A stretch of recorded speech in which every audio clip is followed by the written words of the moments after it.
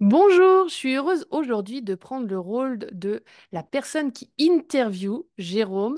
Bonjour Jérôme. Bonjour Morgane, bonjour à toutes et à tous. Eh bien, je suis ravie aujourd'hui de te faire parler de mon sujet que j'adore quand t'entendre parler de ce sujet, c'est le sujet de la modélisation. Alors moi, je me suis inscrite au programme praticien soft skills en partie à cause de cette partie modélisation parce que je trouvais ça très inspirant. Donc je suis ravie aujourd'hui de parler modélisation avec toi. Mais est-ce que, pour ceux qui ne connaîtraient pas, tu pourrais nous donner la définition de ce qu'est la modélisation? Alors la modélisation, c'est le fait de trouver un modèle et de voir ce qu'on peut en faire en fait.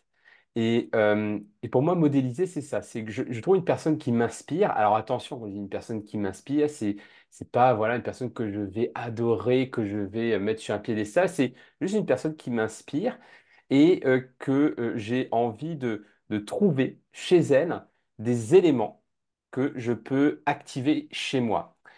Et pour moi, c'est ça qui est important comme nuance parce que souvent on peut dire, voilà, modéliser, c'est comprendre la personnalité de la personne, de voir comment elle fonctionne et de voir ses leviers de réussite, etc. Donc il y a en partie cette dimension-là. Mais pour moi, le plus important quand on fait cet exercice de modélisation, de s'inspirer d'une personne, c'est de voir qu'est-ce que concrètement je peux mettre en place de mon côté par rapport à ce que cette personne m'inspire. Et, euh, et pour moi, c'est vraiment ça la clé. Et quelque part, c'est quelque chose d'assez naturel. C'est vrai que c'est un mot un peu technique, mais quelque part, nous, depuis petit, en tant que quelque part mammifères, eh bien, on fonctionne comme ça. En termes d'apprentissage, on va apprendre par mimétisme. Quand on est bébé, eh bien, on recopie les comportements, les gestes, les paroles des parents. Parce que nous avons des neurones miroirs, les neurones qui sont spécialisés dans l'empathie, qui sont spécialisés dans la communication non verbale également, et qui nous permettent d'apprendre par ce mode de fonctionnement qui est notre mode de fonctionnement naturel, en fait, par lequel on commence notre vie. Et pour moi, c'est capitaliser sur ça, finalement, de dire, bah, si j'apprends de cette manière-là, autant pousser ce mode de fonctionnement-là à fond et de me dire, bah, je vais prendre des personnes qui m'inspirent, voir qu'est-ce que je peux mimer chez elles, quelque part, pour l'intégrer chez moi et aussi mettre un peu plus, quelque part, de cette personne avec moi par rapport à mes projets, par rapport à mes contraintes, par rapport à mes objectifs. J'avais entendu qu'on pouvait modéliser autre chose que des personnes aussi. On peut modéliser des fonctionnements, des entreprises, des systèmes, en fait, finalement. Bah, en fait, le modélisme, en fait, hein, le modélisme, c'est quoi? C'est quand on prend un objet, comme par exemple un avion, et qu'on le réduit. On le réduit pour pouvoir le manipuler. Et bien, la modélisation, c'est un peu ça. C'est quelque part simplifier ce que l'on peut observer alors, chez une personne, mais chez d'autres choses aussi, pour le rendre plus manipulable pour soi. Et bah, par exemple, moi, quand j'ai démarré ma carrière en tant qu'entrepreneur, mais j'ai pas commencé tout de suite à modéliser des personnes, mais j'ai plutôt modélisé des stratégies. J'ai modélisé par exemple des stratégies marketing, des stratégies produits, des stratégies de vente, modéliser des entreprises, des modes de fonctionnement, quelles sont leurs cultures d'entreprise, quelles sont leurs valeurs, quelles sont leurs visions, etc. Et modéliser, c'est ça. C'est comment j'arrive à réduire quelque chose qui est quand même assez énorme en termes de complexité pour le simplifier, pour que je puisse me l'approprier. Et en effet, on peut extrapoler ça au-delà des personnes. On peut le faire avec des entreprises, des produits, des services, même des animaux, parce que par exemple, le Kung Fu Wushu spécifiquement, c'est pour moi, la modélisation d'animaux. C'est pour ça qu'on va avoir des techniques du tigre, du héron, etc. Parce qu'on s'est inspiré quelque part de la nature pour pouvoir l'appliquer à soi, et là, dans le domaine du kung-fu, par exemple. Est-ce que tu as la sensation d'avoir débuté ton expérimentation de la modélisation à partir de ces années universitaires ou est-ce que c'était antérieur à ça? Ah, c'est une très bonne question. Je pense que ça vient même d'avant, parce que en tant que déjà, en tant que pratiquant d'arts martiaux depuis l'âge de 5 ans, j'ai tout de suite appris de cette manière. C'est-à-dire, bah, tu as le prof, qui te dit de faire comme ça, bah, tu copies en fait. Et après, à un certain moment, il te dit, bah, tiens, fais comme une autre personne, fais comme une autre personne. Et du coup, bah, j'apprends à observer, déduire, tester par rapport à ce que je vois, en fait. Donc, je pense que ça vient initialement des arts martiaux. Et après, en extrapolant ce que j'ai pu apprendre sur le tatami, ben, il y a aussi les films. Moi, je ne dirais pas que je suis cinéphile, mais j'aime beaucoup le cinéma, et notamment les cinémas d'arts martiaux. Et quand j'ai vu, je sais pas, je vais prendre par exemple Matrix, bon, qui est un film de science-fiction, mais qui a des scènes de combat très spectaculaires. Pour ma part, ça a été une manière pour moi de modéliser certains mouvements, certains gestes, certains combos que j'ai pu tester après. Donc je pense quelque part, il y a une part de moi qui a toujours fonctionné comme ça. Bien entendu, je n'utilisais pas ces mots-là à l'époque, mais finalement, on peut facilement transposer ce mode de fonctionnement-là dans plein d'autres domaines. Et après, je dirais que oui, pendant mes études, eh bien, je me suis rendu compte que oui, il y a ce que les profs disent, ce que les livres disent, mais il y a surtout la réalité du terrain. Et moi, j'ai compris cela dans mon premier stage en entreprise. Donc, je me suis dit, ben, j'ai appris plein de trucs à l'école, c'est super intéressant. Mais après, quand je suis dans la réalité, la théorie n'arrive pas à matcher forcément avec le concret et la réalité. Et je vais me dire, bah, ok, bah, comment font les autres? Qu'est-ce qui se fait dans mon domaine, par rapport à ma mission, par rapport à mes contraintes, que je peux tester et voir si ça fonctionne en fait. Et je pense que ça a été ça le déclic, et de me dire, bah oui, je peux apprendre des livres, je peux apprendre des profs, mais je peux aussi apprendre par l'observation, la déduction, le test, et pour moi, c'est ça la modélisation. Lorsque tu as décidé de t'inscrire au championnat de mind mapping, est-ce que tu as utilisé la modélisation pour voir comment les précédents vainqueurs avaient fait ou des choses de ce style-là? Ah, clairement, 100%, bah oui, parce que je partais de zéro, je n'étais pas du tout artiste, dessinateur, etc. Et il fallait que je parte d'un point de départ. Et là, pour le coup, pour le championnat de mind mapping, il n'y avait pas. Alors, il y avait des livres de mind mapping, bien entendu, les livres de Tony Buzan, mais il n'y avait pas de cours sur comment devenir champion du monde. Et donc, je me suis dit, bah, OK, bah, comment on fait les champions précédents? Et donc, j'ai pu voir leur mind map et je me suis dit, bah, OK, bah, je vais tester ça, je vais tester cette technique, mais toujours avec mon propre style. Et pour moi, la modélisation, c'est ça, c'est pas copier-coller ce que fait l'autre, parce que c'est le style de l'autre, en fait. Mais c'est plutôt comment je peux m'inspirer de cette personne pour voir comment je peux faire avec ma patte, en fait. Donc, j'ai commencé comme ça. Et au-delà de ça, je me suis dit, mais OK, donc il y a la dimension technique qui est hyper importante en mind mapping par rapport à la grille d'évaluation. Donc, vous savez, par rapport à la grille d'évaluation, sur quoi m'entraîner à chaque fois et sur quoi, qui je pouvais modéliser pour chacun de ces points. Mais après, il y avait toute la dimension non technique. Donc, les soft skills, où là, je me dis, mais oui, mais pour gagner un championnat, il n'y a pas que la partie technique. Quand je prends par exemple un champion de boxe, il n'y a pas que les coups droits, les crochets, les uppercuts. Finalement, la partie technique, elle est très minime en fait dans la boxe anglaise notamment. Mais ce qui a fait la différence, c'est tout ce qui est à côté, le mindset, la gestion du stress, l'explosivité, l'endurance, etc. Donc, je me suis dit, bah, je vais modéliser aussi des champions dans d'autres domaines pour compléter cette panoplie de compétences, donc à la fois techniques, mais aussi non techniques, et donc des soft skills. Et donc j'ai pu modéliser aussi des sportifs de haut niveau pour avoir de l'inspiration en termes d'autodiscipline, en termes d'endurance, de gestion du stress, etc. Et je pense que c'est l'ensemble des deux qui m'ont permis d'avoir le titre de champion du monde de mind mapping en 2018, et pas juste la dimension technique, mais quoi qu'il en soit, c'est sûr que ça a été la modélisation qui a fait la différence. Génial. Et comment est-ce que donc tu faisais ta modélisation, tu modélisais des personnalités qui avaient réussi ou des gens qui avaient réussi. Euh, Comment est-ce que tu as décidé de transmettre ça? Parce que moi, je t'ai découvert, tu présentais des modélisations, donc tu analysais le comportement à succès de ces personnes-là pour en sortir des soft skills et faire du coup développer les soft skills pour atteindre un objectif, j'imagine. Comment est-ce que tu as décidé de transmettre? Hmm. Ça me paraissait naturel, en fait. Je sais pas, je ne me suis pas dit, tiens, oui, il faut que, ah, bah, maintenant, il faut que je transmette. Ça me paraissait, je sais pas, c'est une envie. De toute façon, c'est mon mode de fonctionnement. dès que j'apprends un truc, il faut que j'en parle. C'est, je sais pas, c'est plus fort que moi. C'est pour ça que je suis très mauvais à garder des secrets, etc. C'est que si c'est là, faut que ça sorte. Donc c'est pour ça que, par exemple, il y avait le concept qu'on avait développé sur les intelligences.com des synthèses de livres. Bah, c'est dès que je lisais un livre, hop, j'en parlais, j'en faisais une synthèse, en fait. Et je pense que pour la modélisation, c'était un peu pareil. C'est qu'en effet, pour ma préparation au championnat, eh bien, je me suis rendu compte que ça m'a énormément apporté.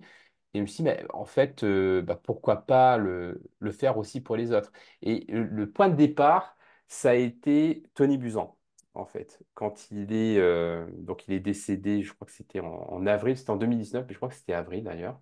Mm. Et bien, je me suis dit, pour le porter hommage, je vais le modéliser, mais je ne vais pas le garder pour moi. C'est-à-dire que je vais présenter ma modélisation aux autres pour bah, lui rendre hommage, en fait, et aussi partager cette manière de fonctionner. Et bah, j'ai vu que ça a beaucoup plu, en fait, ce mode d'apprentissage. Donc, si bah, je vais continuer. Donc, en avril, c'était Tony Buzan. En mai, c'était quelqu'un d'autre. Et je me suis dit, bah, tous les mois, je vais faire une nouvelle modélisation.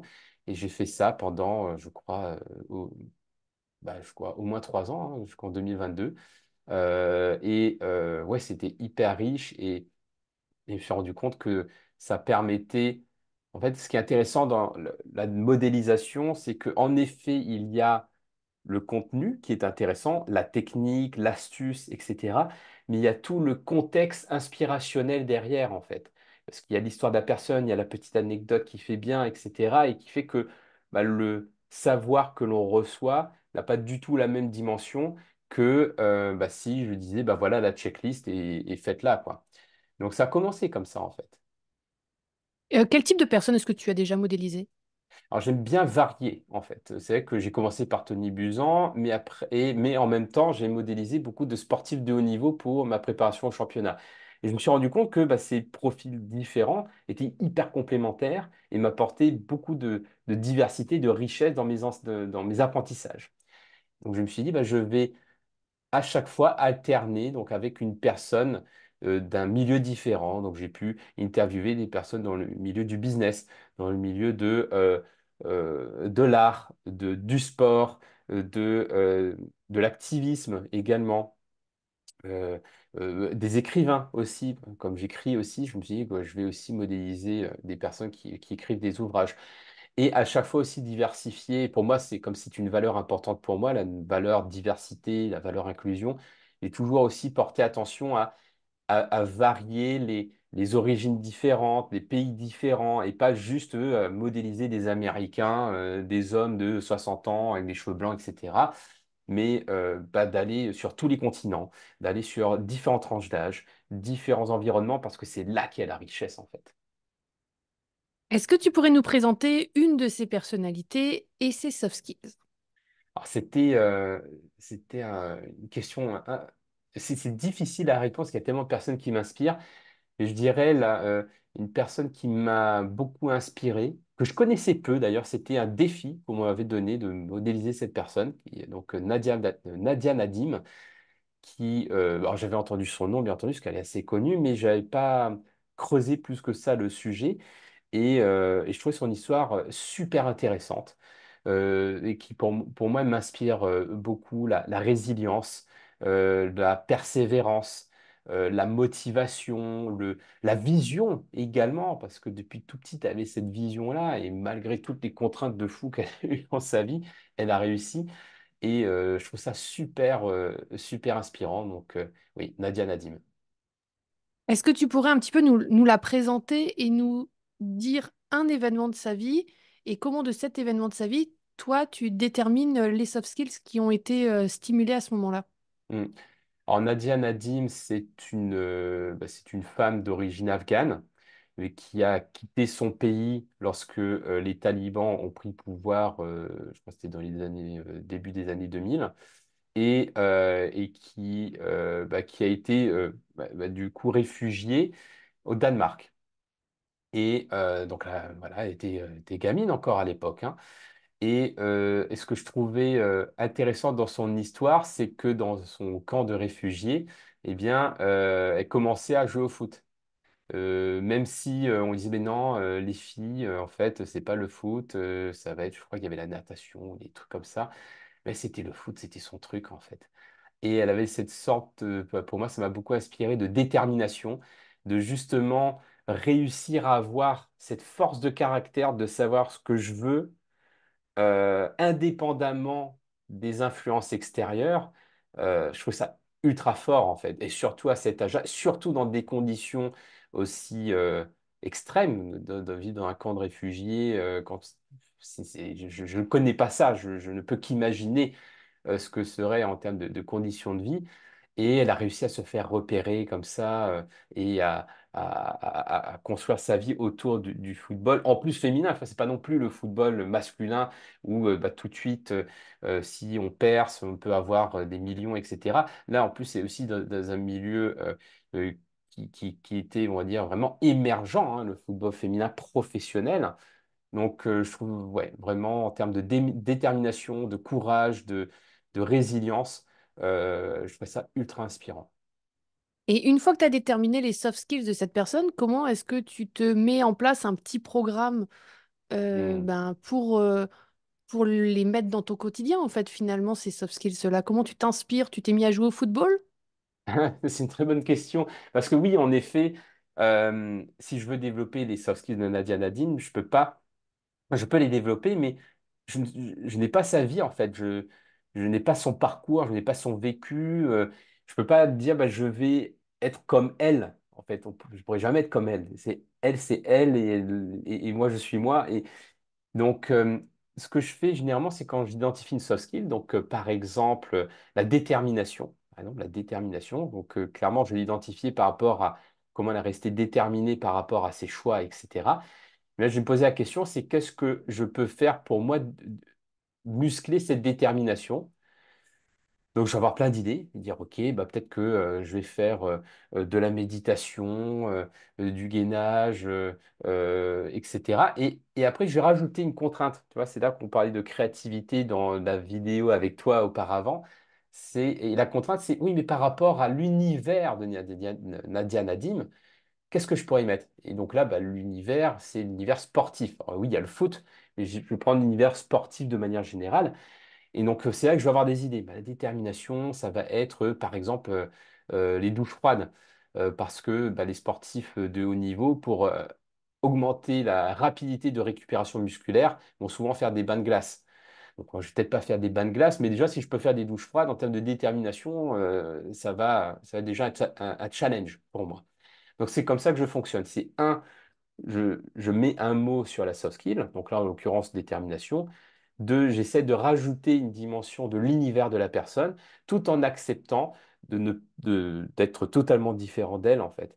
Et trois, bah, après bah, je passe à l'action. Parce que après, oui, je peux me créer un beau programme d'entraînement en me disant bah, tous les jours je vais faire des douches froides, mais que si au final je ne le fais pas, voilà, ça reste un exercice intellectuel, mais ne m'amènera pas à développer la soft skill. Donc, ce qui est vraiment important ensuite, ça va être vraiment le passage à l'action.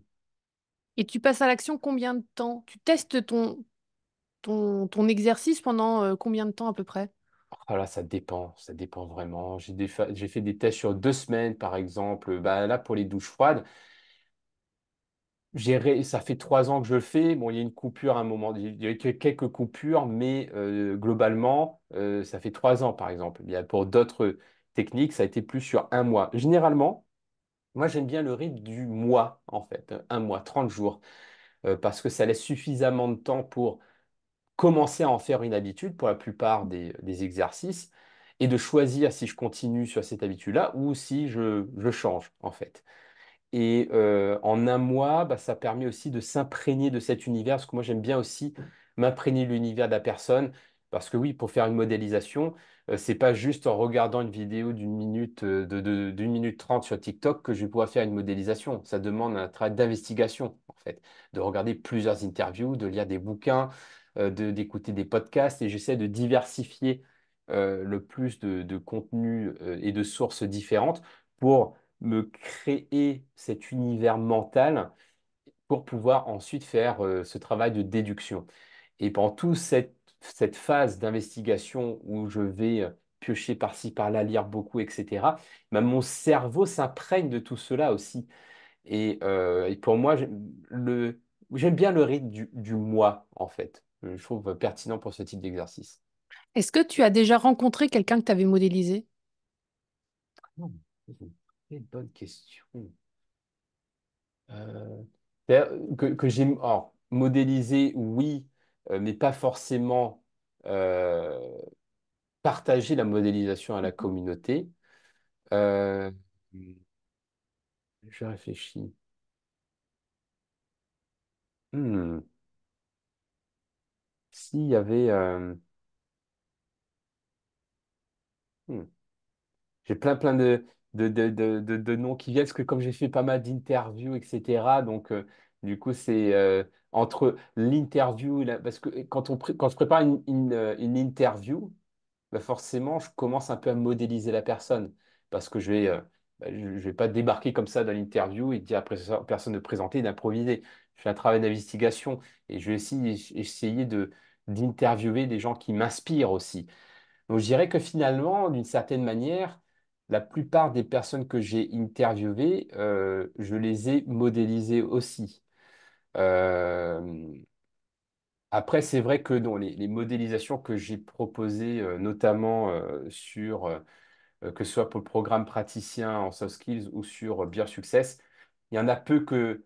Alors, j'ai rencontré, oui, mais pas discuté. Par exemple, j'ai pu voir, approcher Arnold Schwarzenegger, mais j'ai pas pu discuter avec lui, par exemple. D'accord, t'as pas Euh, croisé Rihanna non, pas encore, non. ou, Malala ou encore Thomas Pesquet, quoi. Non, pas encore. Pas encore. Et Malala, j'ai quand même. Je sais qu'elle vit à Oxford. Je me dis peut-être qu'à un moment donné, je vais tenter une approche, mais ça n'a pas encore été le cas, non. Génial. En quoi est-ce intéressant pour les praticiens en soft skills de pratiquer la modélisation? Hmm. Pour moi, c'est hyper important et c'est pour ça que c'est un module à part entière du praticien, parce que ça permet d'apprendre en autodidacte. On est dans un monde qui change, qui évolue très rapidement, ce fameux monde VUCA, hein, volatile, incertain, complexe et ambigu, et qui fait que bah, le savoir ou la compétence peut devenir rapidement obsolète. On parle d'accélération de l'obsolescence des connaissances ou des compétences parce qu'il y a l'intelligence artificielle, il y a tout ça qui font qu'on apprend des choses, mais rapidement, bah, ce savoir, cette compétence n'est plus utile parce qu'il y a autre chose qui l'a remplacé et qui est beaucoup plus puissant. Néanmoins, il y a quelque chose qui ne sera pas obsolète, a priori, ce sont les humains. Et pour moi, la capacité à apprendre des humains va permettre de toujours réussir à apprendre lorsque le savoir n'est pas encore écrit. Et ça, par exemple, je me rends compte que c'est d'autant plus vrai avec, par exemple, l'intelligence artificielle, où bah, je me demande même à quoi ça sert d'écrire un livre technique sur l'intelligence artificielle, parce que le moment où j'ai terminé le manuscrit et le moment où il est publié sera déjà obsolète, tellement que ça va vite. Par contre, les gens qui travaillent là-dedans, qui montrent ce qu'ils font, bah, pour moi, il y a vraiment cet enjeu-là. Donc, pour moi, un praticien en soft skills, c'est pas juste une personne qui comprend c'est quoi les soft skills, qui arrive à dire c'est quoi son top 5, ça c'est important, mais c'est aussi une personne qui va réussir à identifier les soft skills chez l'autre pour pouvoir se les approprier et les développer. Et dans la dimension de modélisation, il y a aussi quelque chose qui est important, c'est de réussir à détecter les soft skills des autres, en fait. Donc oui, il y a l'exercice de comment je détecte mes propres soft skills, mais ensuite, comment je vais détecter les soft skills des autres pour pouvoir les accompagner, pour pouvoir les recruter, pour pouvoir les faire évoluer. Et pour moi, la modélisation, c'est un très bon entraînement pour ça, parce que si j'arrive à identifier les soft skills d'une personne connue, eh bien, ce sera plus simple pour moi de aussi identifier les soft skills chez une personne qui n'est pas connue, mais que je connais, que je peux observer, et par déduction, identifier ses soft skills. Donc pour moi, il y a vraiment cette double dimension de un, autodidaxie, donc d'apprendre par soi-même avec un monde qui bouge beaucoup et qui évolue rapidement, et deux, de devenir un détecteur à soft skills pour aider les autres à prendre conscience de leurs soft skills et de pouvoir les développer. Quel conseil est-ce que tu pourrais donner à quelqu'un qui voudrait tester un petit peu la modélisation, expérimenter ça? Mais je dirais, c'est déjà d'être attentif à qui vous inspire et de vous dire, bah, OK, mais pourquoi cette personne m'inspire? Qu'est-ce qui m'inspire chez elle, en fait? Est-ce que ce sont des événements, des réalisations, des difficultés, des échecs aussi, pourquoi pas? Et d'être vraiment curieux de ça. Et une fois que vous avez identifié ça, de vous dire, bah, OK, qu'est-ce que cette personne a fait dans ces moments inspirants pour vous? Et c'est là que vous allez pouvoir déduire les soft skills que cette personne vous inspire et de vous poser la question, bah, comment je peux avoir un peu plus de cette personne dans mon quotidien. Donc si vous êtes inspiré par Oprah Winfrey, par exemple, vous dire bah, comment vous pouvez mettre un peu plus d'Oprah Winfrey dans votre quotidien. Et rien qu'avec cette question, en plus de la curiosité de voir quels sont les moments inspirants qu'a connu cette personne, je suis sûr que vous allez pouvoir muscler cette capacité à modéliser. Super inspirant. Ils peuvent aussi cliquer sur le lien en dessous pour en savoir plus sur le programme praticien en soft skills et le tester avec nous. Quelle est la prochaine personne que tu vas modéliser pour concrétiser ton prochain projet? Ah là là, très bonne question. Là, en ce moment, je suis en train de lire cet ouvrage, John Watkins, donc sur les échecs, sur l'apprentissage, The Art of Learning. Et ce qui est intéressant dans son profil, c'est que bah, il était un champion prodige de sport du cerveau, donc les échecs, mais aussi un champion d'arts martiaux, de tai chi. Donc je suis très curieux de comment il a fait, qu'est-ce qu'il a mis en place, etc. Et bah, pour moi, c'est la prochaine personne que je vais modéliser par rapport à ce à quoi j'aspire pour 2024. Génial. Bah, écoute, moi de mon côté, je suis en train de me documenter sur Mozart Mhm, et sur la façon dont il a d'avoir écrit ses chefs-d'œuvre. Et on parle beaucoup des cinq sens, de la synesthésie, ce genre de choses. Donc je vais beaucoup aller creuser ça avec Mozart, moi de mon côté. mhm. Wow, bah, j'ai hâte de voir tout ça alors. Ça va être génial. Et voir comment je vais mettre Mozart dans mon projet, alors là, ça va être quelque chose, hein. Mhm, Voilà. Eh bien, en tout cas, moi, c'était un honneur de parler modélisation avec toi aujourd'hui, Jérôme. Je suis ravie qu'on partage ça aussi avec ceux qui ne sont pas encore inscrits dans le programme, qui puissent toucher un tout petit peu du doigt la puissance de cet outil-là et vraiment pouvoir trouver dans le programme praticien en soft skills toutes les clés pour pouvoir la mettre ben, au service de leur projet et de leur connaissance d'eux et de leur rayonnement aussi. Yes, bah, merci beaucoup Morgane, c'était un plaisir pour moi d'avoir partagé cette passion en fait. Et bah, j'espère peut-être que ça a donné aussi envie d'en savoir plus sur le programme praticien en soft skills. Vous avez en dessous de la vidéo le bouton pour en savoir plus. Merci beaucoup. Belle journée. Au revoir.